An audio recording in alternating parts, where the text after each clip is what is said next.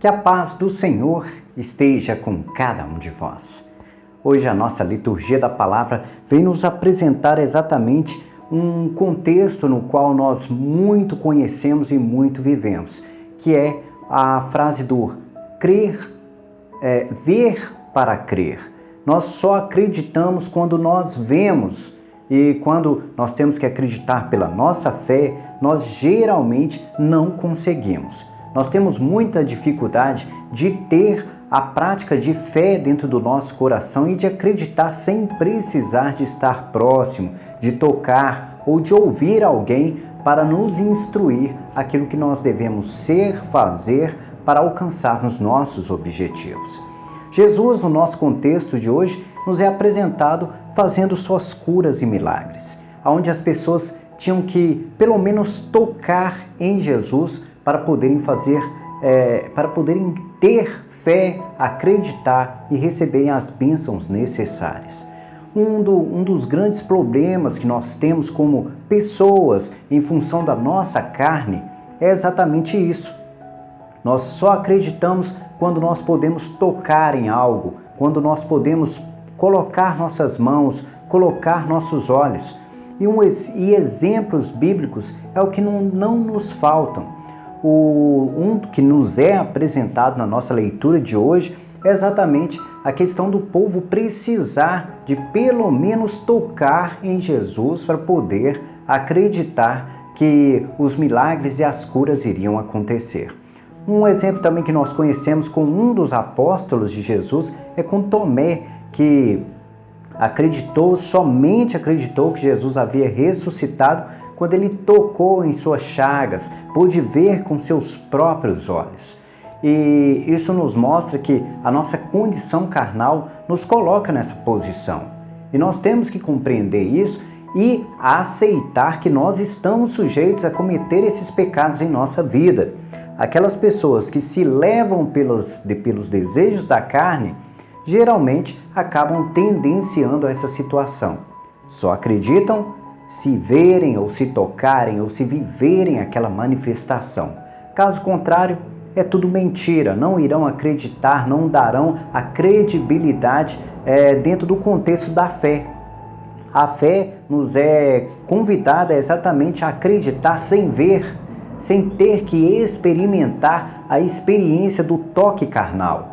Mas nós temos essa dificuldade exatamente porque ainda não estamos libertos da carne. Nós somos muito presos a ela e somos educados pela nossa sociedade a sermos presos à carne, a vivermos a condição da carne.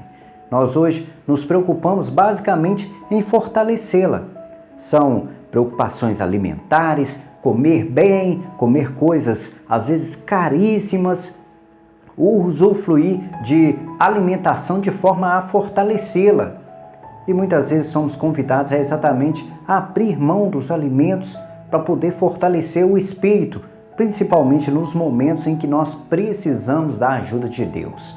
Quando nós estamos no pecado, nós precisamos de fortalecer o nosso espírito e enfraquecer nossa carne, porque a carne nos tendencia exatamente a ir contra o espírito. O espírito, que é o sopro de vida que Deus nos deu, que é a nossa imagem e semelhança diante de Deus, se torna indiferente à nossa carne. Quando o homem assumiu o papel de se alimentar do fruto proibido, do fruto do conhecimento, a carne se separou do espírito do homem. Por isso, hoje existe essa batalha tão grande entre o espírito e a carne que o homem tem dentro de ti. Cada um tem dentro dele esse sopro de vida que é a imagem e semelhança de Deus e a carne que está separada do Espírito. Nós não conseguimos vencer essas batalhas muitas vezes. Nós acabamos perdendo ela exatamente porque nós fortalecemos nossa carne. Isso não quer dizer que você não deva se alimentar, mas o convite aos jejuns que nós devemos fazer são especialmente nos momentos em que nós estamos querendo fraquejar ou nos momentos que estamos sujeitos a tropeçar. Porque o fortalecimento do nosso espírito é necessário em alguns momentos em alguns momentos é necessário sim fazer o jejum, fazer nossas orações, que é conversar com Deus, para apresentar a nossa condição de pecador. Nós temos que reconhecer isso, que somos todos pecadores e estamos sujeitos a conviver com a situação na qual o povo daquela época convivia diante de Cristo, que só acreditava se tocasse em Jesus Cristo, que não acreditava se fosse apenas convidado a viver a palavra de Deus. É claro que existiram alguns poucos exemplos dentro da nossa Bíblia de pessoas que acreditaram sem que precisasse de Cristo estar indo lá e tocando na pessoa. Um bom exemplo que a gente vê na nossa história bíblica é de um chefe dos soldados, no qual procurou Jesus para poder ajudar um familiar, aliás, para ajudar um dos seus soldados. E Jesus disse a ele que trouxesse o homem até ele. Porém, o homem disse: não, se você disser que ele está curado, eu acredito. E Jesus o alertou que não havia ainda encontrado um homem com tamanha fé pelos lugares que ele havia percorrido. Isso que é fé, isso que é um bom exemplo para a gente aprender como nós devemos nos comportar diante das coisas de Deus. Nós não precisamos de ver para crer. As manifestações do Espírito Santo estão aí. Nós sabemos muito bem que o Espírito Santo de Deus existe após a vinda de Cristo. Ele está disponível a todos nós e que só depende de nós termos a presença dele. Porém, nós temos que respeitar as regras que Deus nos impõe para receber essa manifestação do Espírito Santo de Deus. E por isso, o convite de hoje, da nossa liturgia da palavra, é de exatamente aprendermos a receber a Deus sem precisar do nosso toque, sem precisar que Deus venha nos tocar, sem que nós precisemos de ter relações carnais para poder acreditarmos em Deus. Um exemplo para que você compreenda a nossa liturgia de hoje é que acredite em Deus, ainda que as manifestações não aconteçam na sua vida, ainda que uma cura e um milagre que você tanto deseja não venha a ocorrer. Geralmente, as curas e os milagres que não acontecem na vida de um irmão é porque ele precisa de aprendizado, ele precisa de preparação. Se ele precisa de preparação, é sinal que ainda não está preparado para receber o Espírito Santo de Deus. As curas e os milagres irão acontecer a partir do momento em que nós compreendermos que mais importante é fortalecermos o Espírito e não a carne. Nós temos que nos desapegar completamente dessa condição de fortalecer mais a carne do que o nosso Espírito. Vamos passar para os comentários do vídeo de ontem.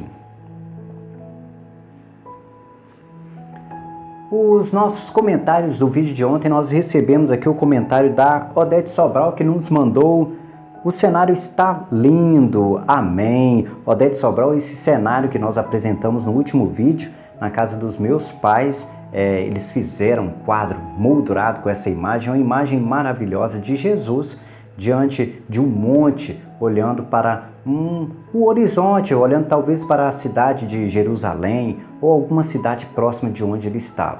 Preocupado com toda certeza em poder resgatar o máximo de ovelhas perdidas que estavam querendo ajuda, precisando de ajuda e com toda certeza que queriam, em sua boa parte, receber esse apoio de Cristo para poder conhecer os caminhos corretos a percorrer. Uma imagem que eu admiro muito, principalmente por estar na casa dos meus pais, lá num quadro moldurado, muito bonita a imagem. Por isso, a gente colocou aí ao fundo do nosso vídeo de ontem. A Odete Sobral nos mandou: boa noite, missionário Wagner, a todos do canal. A paz de Cristo esteja com todos nós. Como é bom orar, dar uma paz, uma serenidade em nossa alma. Obrigado pela reflexão. Abençoado domingo do Senhor a todos. Amém. Exatamente, Odete Sobral. Por isso é importante termos amigos. Principalmente Jesus nos apresenta isso. Jesus teve 12 amigos no quais ele conversava, ele tinha esse vínculo de amizade, de poder levar a palavra de Deus, de ensiná-los, de prepará-los, e por isso a gente se sente tão bem em poder conversar com as pessoas. E a oração nos traz essa serenidade com Deus exatamente porque estamos tendo uma comunicação com alguém que nos entende e que nos diz a verdade, nos impõe aquilo que nós devemos ser, e nós temos que ter obediência, e por isso nós nos sentimos bem, porque Deus não nos engana, não mente para a gente, e a gente sabe que o que Ele quer para nós é o melhor. Nós às vezes temos os laços de amizade com outras pessoas, mas sabemos que por serem pecadores, estão sujeitas a nos trair, a tropeçarem, mas nós temos que agir como Cristo. Um bom exemplo foi Pedro, que negou Cristo 3 vezes, e Jesus havia o perdoado antes mesmo dele ter negado, quando o pergunta por 3 vezes se ele o amava. E Pedro disse: sim, Senhor, eu te amo. Porém, nós sabemos muito bem que logo após esse evento, ele negou Cristo 3 vezes, mas isso ficou como ensinamento para Pedro, que Deus o ama, Jesus o ama, independente de ser um pecador ou não, mas que ele deve sofrer as conversões, as mudanças, não pode ficar no pecado. Deixa eu abrir aqui o nosso celular. A Edna Penha nos mandou: a paz do Senhor esteja com todos nós, oração por minha filha Tatiana e minha família. Amém, obrigado. Que nós possamos colocar em oração a Edna Penha, a sua filha Tatiana, toda a sua família, que Deus as abençoe e ilumine a vida de cada uma delas. A Astéria Maria nos mandou: olá, boa noite, missionário Wagner, irmãos e irmãs, que Deus abençoe sempre a todos nós. Amém. Eu, José Antelmo, esposo da Astéria Maria, faço das palavras dela as minhas. Bela reflexão sobre Herodes, que não ser legítimo a esse caminho, e sim aos caminhos de Jesus Cristo. Um grande abraço a todos, e que a paz do Senhor esteja com todos nós. Amém. Exatamente. Cada passo que Cristo deu na sua vida, Ele nos traz vários ensinamentos. Às vezes nem é um ensinamento, traz vários ensinamentos. E a gente geralmente procura pegar pelo menos um contexto do nosso aprendizado, da nossa leitura, para poder, assim, abrir margem ao conhecimento, pelo menos dentro de uma área daquilo que Cristo tentou nos ensinar. Mas sabemos muito bem que há vários caminhos a percorrer para poder refletir uma simples leitura que nos é apresentada sobre os ensinamentos de Cristo. Por isso, a Bíblia é muito rica de conhecimentos. O problema é que nós, às vezes, só olhamos o grosso, o básico. Nós só vemos ali simplesmente o arroz com feijão. Um bom exemplo que posso dar na nossa leitura de hoje, a nossa leitura nos é apresentada uma situação na qual Jesus curou várias pessoas. Só que as pessoas às vezes nem percebem uma situação simples. Na hora que os apóstolos desceram da barca que estavam, em que Jesus estava, é dito o seguinte, que a barca foi amarrada para poderem dar continuidade aos seus caminhos. E isso dá uma reflexão maravilhosa.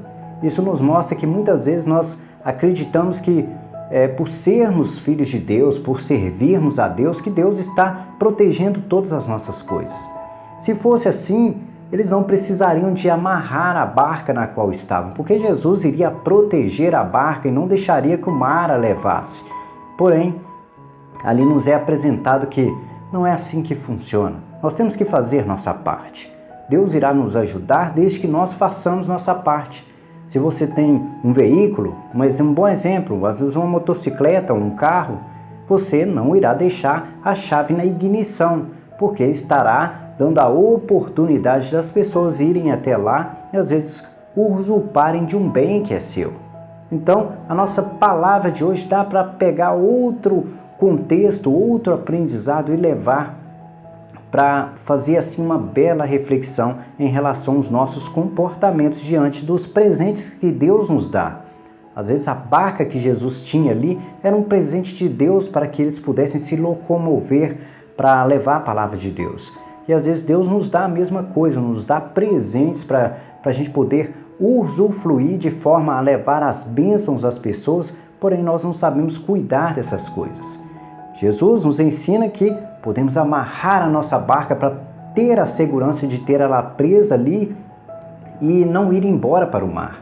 E às vezes nós não agimos corretamente com os nossos bens materiais, as coisas que Deus, os presentes que Deus nos dá para evangelizar, às vezes tratamos para lá, deixamos soltos por aí e os perdemos, são danificados, são roubados e assim por diante.